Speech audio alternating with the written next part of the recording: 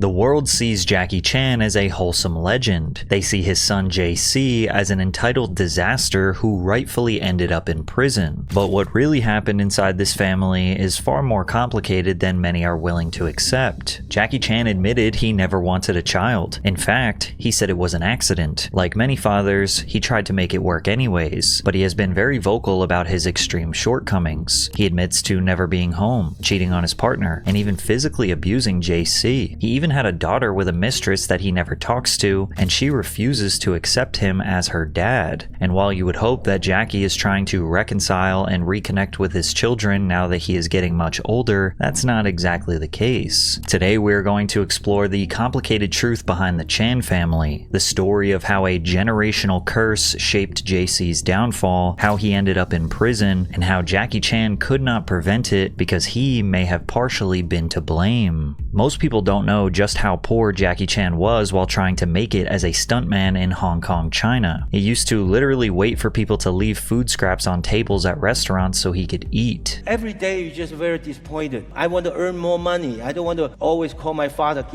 send me a pound. Every 6 o'clock in the morning, you see everybody in the yum cha, Chinese yum cha. You go in, you sit down, you have to pay. Then I just standing here. Come, no, I'm ready to eat. Yeah. I just standing here, I just pretend I'm eating, then I just, come on, hurry up, 6 o'clock. Before they cash, then I sit down. Come on, let's go. Okay, after they pay, go, let's go. Wow, nobody eat? That's how I survival in the morning. But being at rock bottom did not stop him from dreaming. He studied Kung Fu for over a decade and wanted to become a stunt coordinator for films. I didn't know the camera angles, I only knew how to do the stunts, like a stuntman, but I thought about how to improve myself. On set, Jackie would treat every moment as an opportunity to learn more about movie production, watching the cameramen choose the perfect angle, taking note of what they didn't like, and even using any spare money he had to buy on-scene producers cigarettes and beer to win their favor. Eventually, he got the chance to work with his childhood hero, Bruce Lee. To Jackie, performing stunts with Lee for Fist of Fury was one of the most pivotal moments of his career. When they let go, becoming zoom, no, too slow. You drop too slow. Then you know what they do? Just zoom, let go. Shabba! Bruce Lee just on the side. Oh, boom, okay. Not very good, one more time. Okay, one more time. Then I go. Then I come, I remember Bruce Lee picked me up, grabbed me, you okay? I said, yeah, okay. Then I look at, wow, he touched me.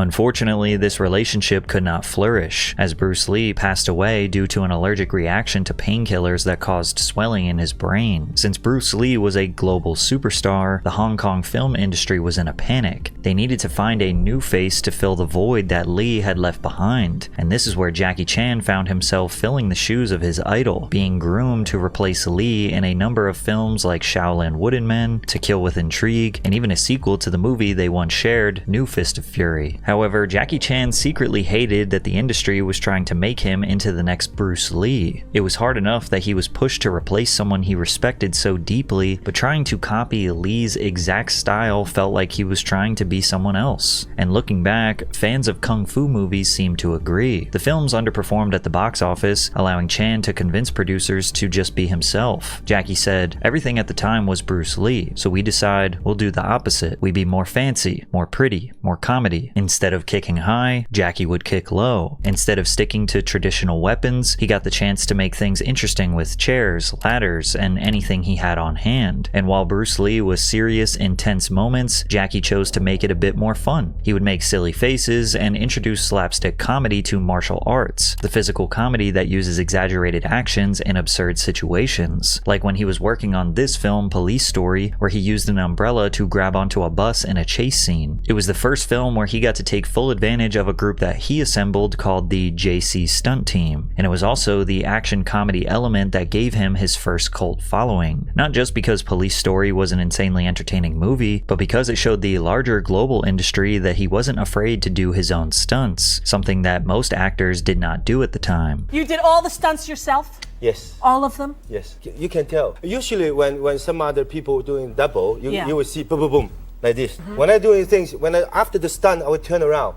let the camera see, hey, that's me. Yeah. Not only was he funny and charming, but doing all his own stunts made him a total badass, which is why he gained such a die-hard fan base around the world. However, doing his stunts came at a major cost. He and his team couldn't even find an insurance company to cover them, and when you hear about the long list of injuries he suffered, it's amazing he's still alive. But before we dive deeper, as I've gotten older, I sometimes think it's time to start taking my own health a little more seriously. I have a handful of different symptoms that I try to self-diagnose online instead of doing the right thing and going to a professional. That's why I was so relieved when I found today's video sponsor, Zocdoc. Zocdoc is a free website where you can easily search and compare high-quality in-network doctors so you can find the right doctor for you. Whether you're looking for someone in-network, nearby, or with specific appointment times, Zocdoc helps you find the right doctor for your needs. No guesswork, no phone calls needed. Plus, with tons of verified patient reviews and detailed doctor profiles, you can get a real sense of the provider and their practice before you ever step into the office. The best part? You can see the doctor's actual appointment openings, choose a time that works for you, and click to instantly book a visit. Zocdoc appointments also happen fast, typically within just 24 to 72 hours of booking. You can even score same-day appointments. You don't even have to talk to anyone, just book with a few clicks. Stop putting off those doctor's appointments and go to Zocdoc.com/PatrickCC, also linked in the description, to find and instantly book a top-rated doctor today.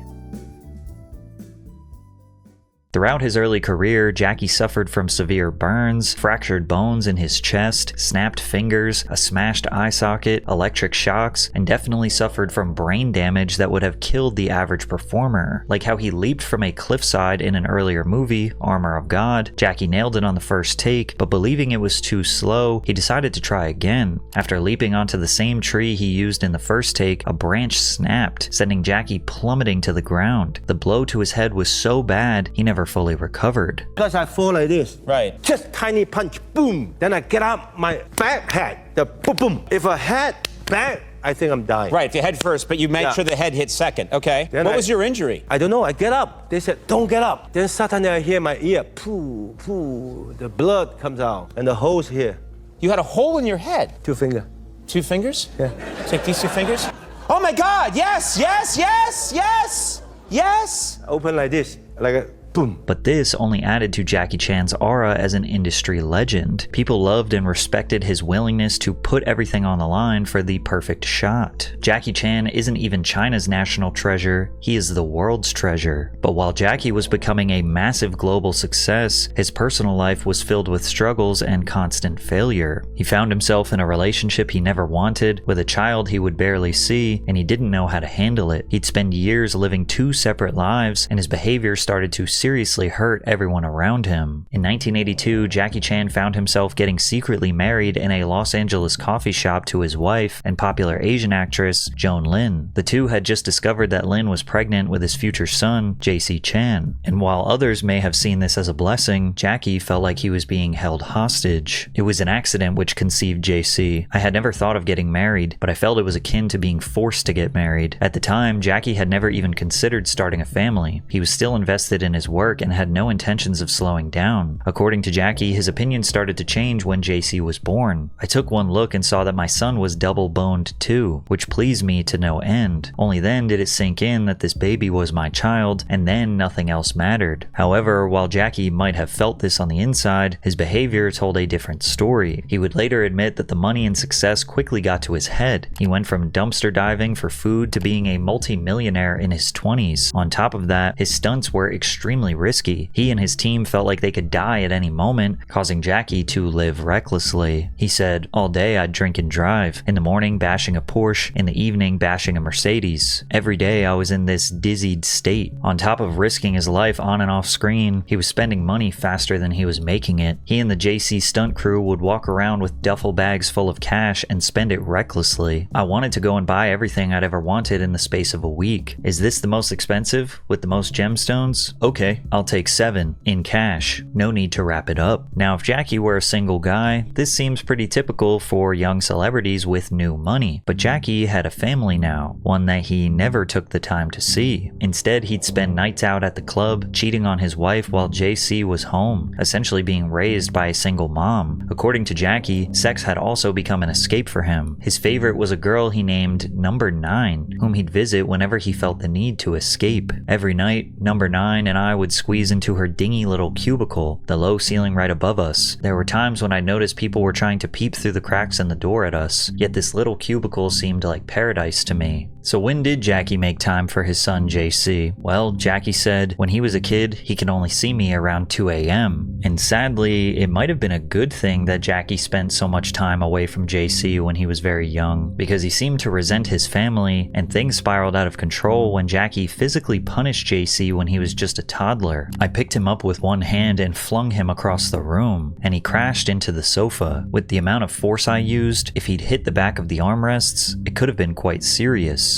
After nearly killing and or paralyzing his child, Jackie took a step back and promised to never lay a hand on his son again. In his memoir titled Never Grow Up, Jackie admitted that his early years as a father were a deep regret. However, he also seemed to believe that he still did his job as the patriarch of the family. I've said in interviews that I've done well by a lot of people, but not my own family, that I haven't been a good father or a good husband, but I did my duty to my son and his mother. While many people in Western society would disagree with this, Jackie's view on fatherhood came from a different place at a different time. Plus, he seemed to be suffering from generational trauma he experienced from his own father. Jackie Chan's childhood is probably more brutal than any other Hollywood star, starting from the very moment he was born. His parents actually considered selling him, believing it would be best for both their bank account and Jackie's future. When my parents cannot pay the money So for the hospital. She just held you in? He want to sell it to the British doctor for $250. They were going to sell you the baby? Yeah. With very little money, Jackie's family found themselves living in a small slum in Hong Kong, where Jackie got in a lot of fights outside of school. Noticing that Jackie was actually winning most of these fights, his dad sent him to a drama academy to learn martial arts and harness his strengths in a productive way. But for some reason, they let a child pick the number of years he'd be enrolled. Later, Jackie would admit that this was a critical mistake. I see so many weapons,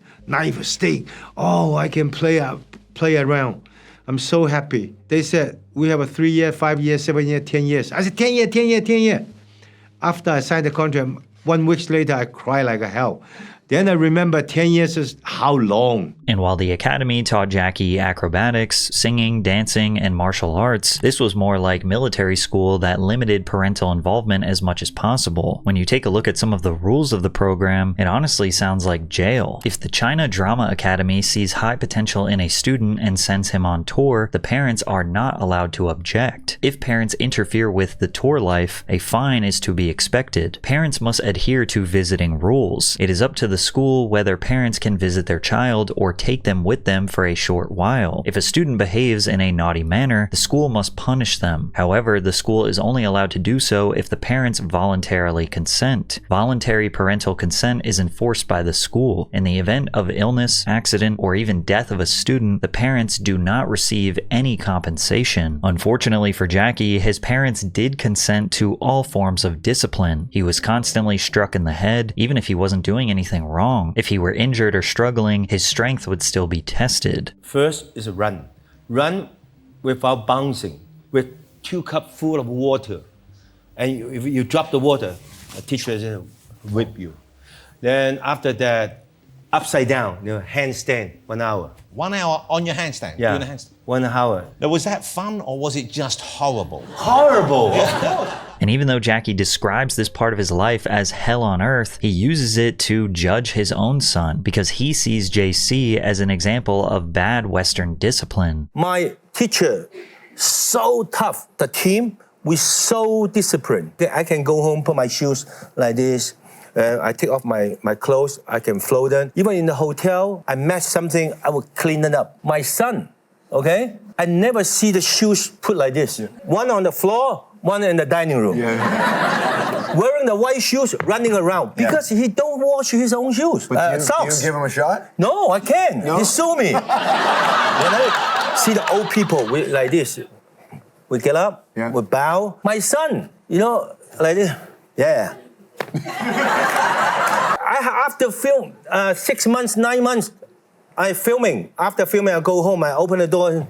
Hi there, how are you? Now in that clip, he was cracking jokes and sounds relatively unserious, but there always seemed to be a little resentment for Jaycee's lack of traditional Chinese responsibility or respect towards him as a father. For much of his life, we weren't together. As a child, he got to see me only in the small hours of the morning. I was always happy to spend time with him, but he seems so unenthusiastic around me. Jackie doesn't seem to fully understand, or maybe isn't willing to accept, that he could be the reason why Jaycee is the way he is. Jaycee never went through an intense 10-year training program in China. He never knew what it was like to be devastatingly poor. He grew up in nice homes in both Hong Kong and California. Most importantly, Jackie was never there. He was too busy with film projects all over the world, and this only got more intense after the success of Rush Hour, a movie where Jackie Chan and his co-star Chris Tucker tracked down the kidnapped daughter of a Chinese diplomat in LA. The film was so successful that it became a trilogy, pulling in more than $500 million in the worldwide box office. Before this, he definitely had a cult following from martial arts lovers, but this officially cemented Jackie as a worldwide sensation and superstar. It also probably didn't help the relationship with his son, that whenever Chan was away from home, he continued to be unfaithful to his wife, Joan Lin. A year after the first Rush Hour movie, it was revealed that Jackie Chan had gotten another woman pregnant with his estranged daughter, Etta. When the news broke about an affair I'd had that resulted in a child, the media frenzy was like a bomb going off. I wanted to phone Joan, but I didn't know what to say. I wouldn't be able to explain this. It wasn't a mistake I could fix by saying I'm sorry. To make matters worse, Jackie never had a real relationship with his daughter. Etta herself has been quoted about Jackie's absence saying, "He is not my dad. I have no feelings for him. He is my biological father, but he is not in my life." Jackie often refuses to acknowledge that he even has another child. He just refers to the whole incident as a horrible mistake. But it just proves even further that Jackie has a hard time understanding fatherhood. It was like those 10 years of intense drama school made him the perfect soldier for Hollywood, but completely unequipped to be a normal dad. As for Jaycee Chan, his struggles were just beginning. For most of his life, he only saw his father on screen, so it's no surprise he grew up wanting to be a famous entertainer just like his dad. But Jaycee adopted all the traits of your typical Nepo baby. He felt like he could do whatever he wanted and still be successful due to his last name. And by the time Jackie seriously stepped in to help him, it would be too late. In 2002, Jaycee tried to attend college in Virginia and respect his parents' wishes, but he barely attended class because he was bored. "I wanted to be a musician. All you can see in Virginia is sheep." Jaycee dropped out and flew to Hong Kong to explore a career in music. He even rejected his dual citizenship that allowed him to travel freely in the US. However, this new music career in Hong Kong wasn't possible without being two things at once. As Jaycee put it, Hong Kong is different from other places. You need to do music and movies. To start his career, Jaycee accepted a role in the film The Twins Effect 2. He starred as a young man on a quest to claim his throne, and Jackie Chan even had a cameo in this film. But from the very start, Jaycee was hesitant to star in a film. He didn't seem to understand how the industry worked, and he didn't seem to care if the movie was a success or failure. Jaycee said, "At first, when they sent me the script, I said, what the hell is this? I don't read scripts. Hell no, I'm not doing this movie. Then someone explained the story to me, and I thought it was a challenge. I used to have long hair, and they told me they would have to cut it. I said, okay. I thought it was just going to be a little, not a friggin' 2 or 3 inches. I didn't know because I didn't read the script." While his dad did everything he could to learn about production and choreography to get to the next level, Jaycee pretty much thought the process was one big joke. When asked about the movie, Jaycee said, "I looked stupid. There was no purpose for me being in that movie." Regarding his dad's presence, Jaycee told the New York Times, "I'm used to it. My dad has made movies for a long time. Even before I was born, he was already Jackie Chan. I'm lucky to have a dad who's really famous, but people don't really know me for who I am. They just know me as Jackie Chan's son. The hardest part for me is to let people know what I'm really capable of doing on my own," which apparently was not reading a script or acting. Jaycee sounds like your classic out-of-touch Nepo baby here. He doesn't want to live in the shadow of his father's fame and success, but he's putting in absolutely no effort to actually escape it. If Jaycee really wanted to make a name for himself, it's strange that he chose to move to Hong Kong, where Jackie Chan was arguably more popular than he was in America. He could have gone to Sydney, Australia, the UK, or even stayed in the USA, where they have massive arts programs. Instead, Jaycee chose to live in Jackie's compound away from the city. It was this massive temple praising Jackie Chan's achievements, allowing Jaycee to live in luxury without having to struggle at all. I mean, imagine living in your father's mansion and waking up being reminded of all of his success, and then you somehow wonder why you're not being taken seriously as an individual. In that same year, Jaycee finally got the chance to release his first album, Jaycee. Unfortunately, the album performed so poorly that it's actually difficult to find it online. When it comes to the few reviews you can find about the Dead album, even the positive ones highlight Jaycee's enormous privilege working in Hong Kong. I can't believe that in the beginning he said he doesn't want to get stuff because of his dad, and now he has a contract with a company his dad used to own, and he got the main male character in Twins Effect 2. And even the professional reviewers said that he wasn't as good as the main character. He has an okay voice, but he's getting everything because he's Jackie Chan's son. Ridiculous. Even in the moments where Jaycee Chan had the ability to tell the world who he was, who is he as an individual, we want to learn about you, we don't want to just see you as Jackie Chan's son. But Jaycee just says nothing. Outside of a few quotes from the press, we barely hear from him at all. There are only a few rare interviews, like how he went on a station called Razor Pop to talk about his music, but when he was asked about his goals for the future, he seemed to be severely lacking direction and motivation.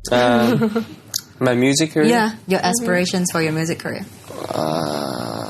Is there any goals or aims that you want to reach? I just want to enjoy music. yourself? Yeah, and enjoy myself and give myself a tiny little bit challenge, and also them. Okay. And we could do a good, enjoyable album, and hopefully people can enjoy it too. There seemed to be a pattern that fans started to notice that Jaycee just couldn't see on his own. Jackie Chan might not have been around to guide him, but his influence could be felt everywhere. It was clear he was only getting press or attention because of his father's name. However, even with constant opportunities thrown at him, Jaycee continued to lack ambition and underperformed in every movie where he was the star, which resulted in his films getting low ratings like Too Young, McDull, The Alumni, and The Drummer. According to Jaycee, the only way directors could make him emotional was by talking about his family and living at home. Jaycee said, "We were about to shoot a scene in which I was supposed to cry. Well, I can't really cry, so he sort of found a way out of the blue to touch me, and my tears just came running down. I was very nervous on the set, trying to get myself crying, and all of a sudden he just came up to me and said something like, 'Your mom's at home. Just work a few more days and you'll be home soon. Make your mom proud.' My tears just freaking flew down. It was really good. He knew I really want to make my mom and dad proud. That's one of my lifetime goals." As you can see, Jaycee doesn't actually want the fame, recognition, and acceptance from the entertainment world. He just wants it from his father. At the same time, Jackie Chan was starting to think about how his old-fashioned upbringing later deeply affected his relationship with his own son. And when he worked with Jaden Smith on the remake of The Karate Kid, he started to look at how Will Smith's involvement was different than his own. I'm really scared that at that time Jaden not good enough.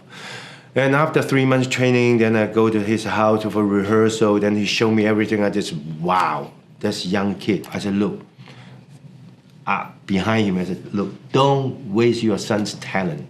He's so talented. During filming, Jackie saw the discipline Jaden had preparing for the role, and how Will Smith appeared to always be in his corner. Jackie saw a kid heading towards success and a father right there behind him. He said, "I was too Chinese traditional. You, son, go away. I don't want to help you. You have to help yourself," he said. Jackie went on to say that while filming, he was awed by how supportive Will Smith was. He was helping his son to be in a movie. "Every day on the set, I say, why am I so stubborn? I have to help my son." In the following months, Jackie felt it was now time to bring Jaycee under his wing. They completed a movie together called 1911, about the Chinese Revolution. The two stayed close throughout filming, and it felt like Jackie was doing everything he could to make up for lost time. But when the movie was finally released in 2011, it quickly became known as one of the worst films Jackie Chan has ever made. The estimated cost to make this movie was $18 million, but it only made $3.8 million at the worldwide box office, meaning Jackie Chan's father-son movie movie was one of the biggest flops of all time. But ultimately, the project did appear to bring Jaycee and Jackie closer together. Jaycee even explored action movies as a way to emulate his dad's success, like Double Trouble, where two security guards are forced to work together to track down a legendary Chinese painting that has been stolen by international art thieves. It was basically Jaycee's version of Rush Hour, and while it did not perform well in theaters, it still seemed like a big step in character development. Jaycee looked more open to embracing Jackie's side of the industry. It was like all he needed was more time with his dad to feel comfortable carrying on his father's legacy. But unfortunately, just as it seemed like Jackie finally figured out a positive relationship with his son, it was about to get ruined forever. Around the same time Jackie Chan became the face of a massive anti-drug campaign in China, Jaycee was about to get caught in a drug bust that landed him in prison. Jackie Chan decided to honor his father by becoming a drug ambassador for China in 2009. When I was 16, my father said he could no longer instruct me because I had already grown up, but he made me promise him 3 things: not to enter the underworld, not to take drugs, and not to gamble. Chan said, "I promised him even though I was doing those things at that time." But now that he was older and wiser, Jackie joined campaigns, denounced the sale of narcotics, and made it his mission to promote the protection of children and share the negative ramifications of bringing drugs into businesses and schools. In 2014, China was launching one of the biggest nationwide drug busts in modern history, and in August of that same year, police acted on a tip they received from the public that Jaycee Chan was storing some in his multi-million-dollar estate. When they raided Jaycee's home, they found 100 grams of marijuana. 就有时候很久了，这些也有1-2年了，这个。这是什么东西？不知道。大麻。这里是什么？应该是这是。打开，你自己打开。倒了吗？也是大麻。这是卷的大麻，全是大麻。这是什么东西？大麻也是大麻。没有别类型的没有。爆炸吗？没有。这也是。Now these days, in most of the United States, possession of 100 grams would probably get you a little slap on the wrist. But in China, this is a major offense. And when Jaycee was arrested with a Taiwanese movie star named Kai Ko, they both tested positive for marijuana and were put under criminal detention for 14 days. When the news broke out, Jackie Chan was completely devastated. When I first heard the news, I was absolutely enraged. As a public figure, I feel very ashamed. As his dad, I am very sad and disappointed. Then he addressed his son directly. "You've done something wrong and you have to be responsible for the consequences. I'm your dad and I'll always be with you. We will face the road ahead of us together. But the person who feels heartbroken the most is his mom. I hope our younger generation will learn from Jaycee's mistake and stay far away from drug abuse." With Jackie Chan standing as a nationwide drug ambassador, this was a PR nightmare. And sadly, it basically destroyed all of the earlier progress that Jackie and Jaycee had made to rekindle their father-son relationship. Jackie was so upset by his son's perceived betrayal that he arguably became more old school than he ever was, refusing to assist his son legally in any way. It was even encouraged that his court battle be televised to make an example out of him. Jaycee Chan, 32, was also ordered to pay 2,000 yuan or approximately $320. Police detained Chan, Taiwanese movie star Ko Kai, and several others in Chang's Beijing apartment in August. According to local news agency, Chan and Ko tested positive for marijuana, and police seized more than 100 grams of marijuana from Chan's home.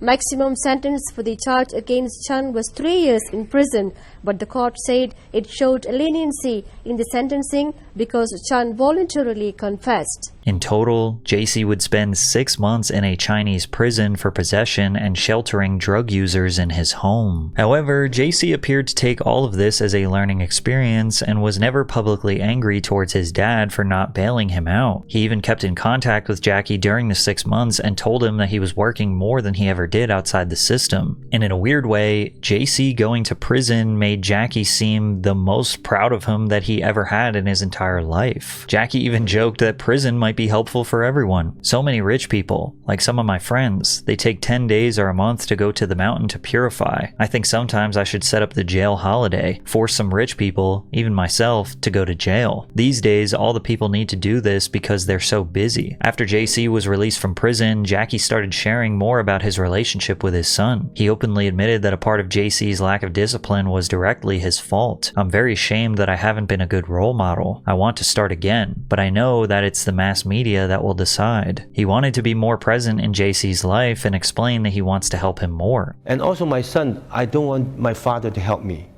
I want to do myself. I want to show the world, without my father, I can do it myself. And I want to tell the people, I don't want to help my son. I want my son to do it himself. It's wrong. Yeah. Now I change. After this lesson, I change. Whatever he asks me, I will do it. I think first collaboration is the record. He was a producer record for me. Probably release end of this year. And right now we are already finished for 7 songs.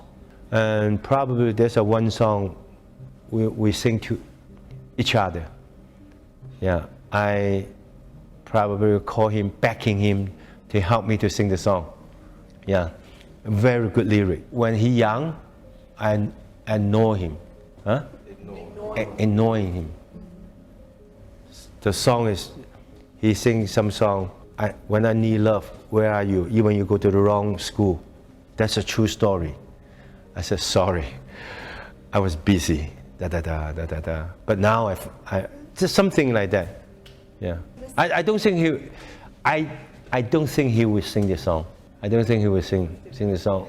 If he don't want to sing the song, I will find some young kid to help me to sing the song for him. Now, even at the time of Jaycee's drug bust, he was a grown man in his 30s, so it was hard for people to see him as this misguided kid who was neglected by his father. Then again, it's not surprising to see how Jaycee ended up when during his most important developmental years, Jackie wasn't there. He was living the high life, cheating, partying, disappearing for months, and having another child with a random woman. But many people respect Jackie for being honest about his shortcomings as a father. It takes a lot of strength and humility to admit to wronging your children in front of the world. And this sounds messed up to say, but most people would probably admit that enduring the struggles of being Jackie Chan's son is ultimately worth it, because in the end, Jaycee will inherit the hundreds of millions of dollars Jackie was making instead of being a good father to his kid. There's this idea that wealth is the ultimate apology, but that's the tragic irony of this story. Jackie Chan is not giving any of his money to Jaycee when he dies. When they were on a plane when Jaycee was young, Jackie said,